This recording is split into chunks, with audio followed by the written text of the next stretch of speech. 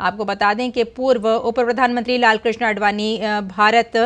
रत्न से सम्मानित किए गए और आप इस वक्त देख रहे हैं कि प्रधानमंत्री नरेंद्र मोदी भी उनके साथ ही हैं और उन्हें भारत रत्न से सम्मानित किया जा रहा है। आपको बता दें कि राष्ट्रपति द्रौपदी मुर्मू ने जब वरिष्ठ नेता और पूर्व उप प्रधानमंत्री लालकृष्ण आडवाणी के आवास पर पहुंची तो उनके साथ कई और दिग्गज चेहरे भी मौजूद थे। लालकृष्ण आडवाणी भाजपा के शिखर पुरुष माने जाते हैं। 1980 में जब वीएचपी ने अयोध्या में राम जन्मभूमि के स्थान पर मंदिर निर्माण के लिए आंदोलन की शुरुआत की थी तो लालकृष्ण आडवाणी के नेतृत्व में बीजेपी राम मंदिर आंदोलन का चेहरा बन चुकी थी। आप देख रहे हैं कि ये जो तस्वीरें हैं उन्हें भारत रत्न से सम्मानित किया जा रहा है और उनके साथ कई दिग्गज नेता भी मौजूद थे। जगदीप धनखड़ उनके साथ मौजूद थे और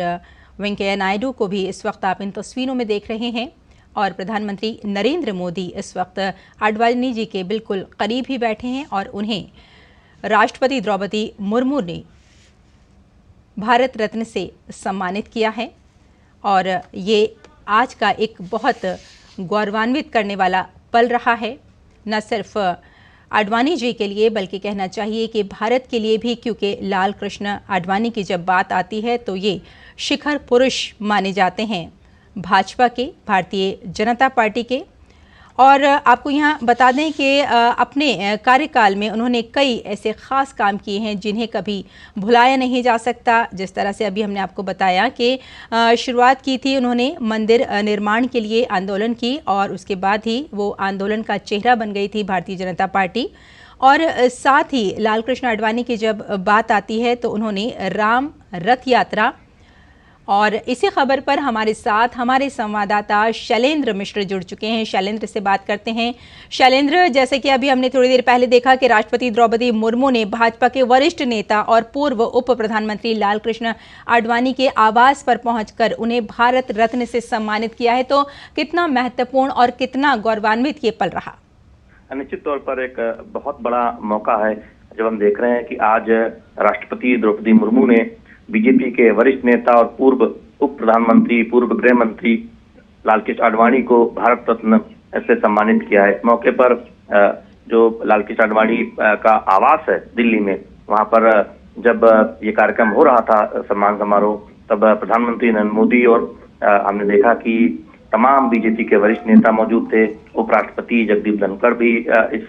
सम्मान समारोह के दौरान मौजूद थे। तो निश्चित तौर पर एक बहुत बड़ा मौका है। हम सब जानते हैं लालकृष्ण आडवाणी का जो एक जीवन रहा है,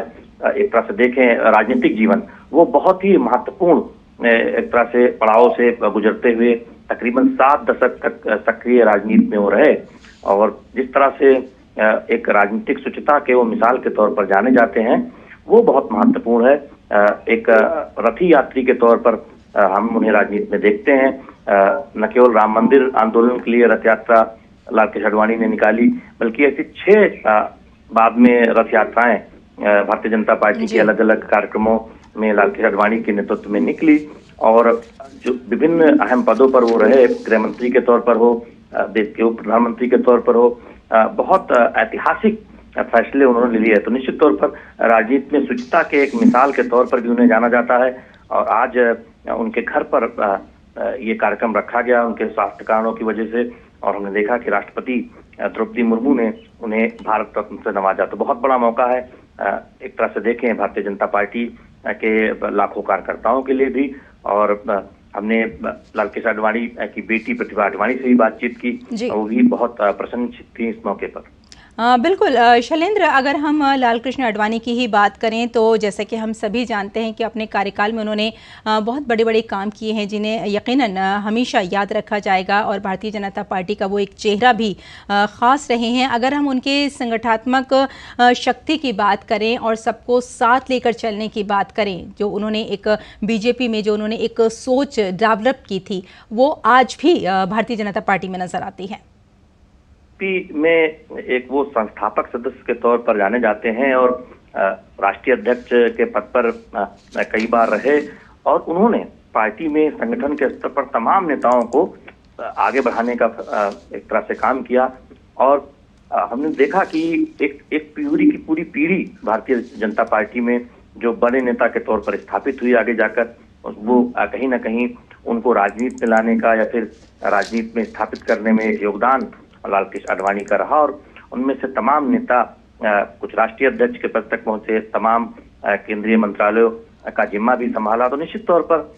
भारतीय राजनीति में एक बिरले उदाहरण के तौर पर लाल कृष्ण आडवाणी को जाना जाता है कि उन्होंने न केवल एक बड़े बड़े पदों पर देश के लिए काम किया, बल्कि संगठन में, पार्टी संगठन में भी जब काम करते वक्त एक उदाहरण पेश किया कि कैसे टैलेंट के आधार पर कैसे युवाओं को राजनीति में आगे बढ़ाया जाए। और उसके लिए उन्होंने पूरी एक पीढ़ी तैयार की, जो भारतीय जनता पार्टी में आज हम देखते हैं कि तमाम उच्च पदों पर जो लोग बैठे हैं, राष्ट्रीय पदाधिकारी हो या फिर केंद्र में मंत्री हो, उनमें कहीं ना कहीं लाल कृष्ण आडवाणी का एक अहम योगदान रहा। बिल्कुल, अगर आपने बात की कि किस तरह से सबको साथ लेकर चलने की जो उनके अंदर एक शक्ति थी, वो आज भी भारतीय जनता पार्टी में नजर आती है। अगर उनके प्रशासकीय अनुभव की बात करें और हम ये उनकी विचारधारा की बात करें, तो इस बारे में आप क्या कहेंगे शैलेंद्र? क्योंकि कहीं ना कहीं बीजेपी आज भी आडवाणी जी को अपना एक कहना चाहिए कि मानती है उनको पूरी तरह से, और आज इसीलिए उनको ये भी कहा गया कि हीरे की जो परख है वो जौहरी को ही हुआ करती है, और आज उनको इसीलिए भारत रत्न पुरस्कार से नवाजा गया। ये देखिए, भारतीय राजनीति में आप देखें तो एक शुचिता के उदाहरण के तौर पर ही नहीं, बल्कि भारतीय जनता पार्टी की जो वैचारिक राजनीति है, उस धरातल को मजबूत करने और उसे पुष्पित पल्लवित करने का काम लाल कृष्ण आडवाणी ने किया। और हम जानते हैं कि जब एक दौर में इस बात की बहुत चर्चा थी कि कौन दल सेकुलर है, कौन दल सेकुलर नहीं है, तब छद्म धर्मनिरपेक्षता जैसे शब्दों का प्रयोग करके लाल कृष्ण आडवाणी ने एक तरह से एक विमर्श पैदा किया कि भारतीय राजनीति में तमाम दल ऐसे हैं जो छद्म धर्मनिरपेक्षता की बात करते हैं। और हमने देखा कि तमाम मुद्दों और तमाम विषयों पर वो उन्होंने एक जो अपनी राय रखी या उन्होंने जिन विषयों को उठाया, वो राष्ट्रीय विमर्श का हिस्सा बने। ये दिखाता है कि वो एक दूरदर्शी नेता के तौर पर वो तमाम उन कार्यों को करते थे। और निश्चित तौर पर हम सब, जब आज उनको भारत रत्न से नवाजा गया है, तो सब उनके जो उल्लेखनीय कार्य हैं उसकी चर्चा कहीं ना कहीं हो रही है। और यही हम देख रहे हैं कि आज इस कार्यक्रम समारोह में तमाम जो बीजेपी के वरिष्ठ नेता वो भी मौजूद थे।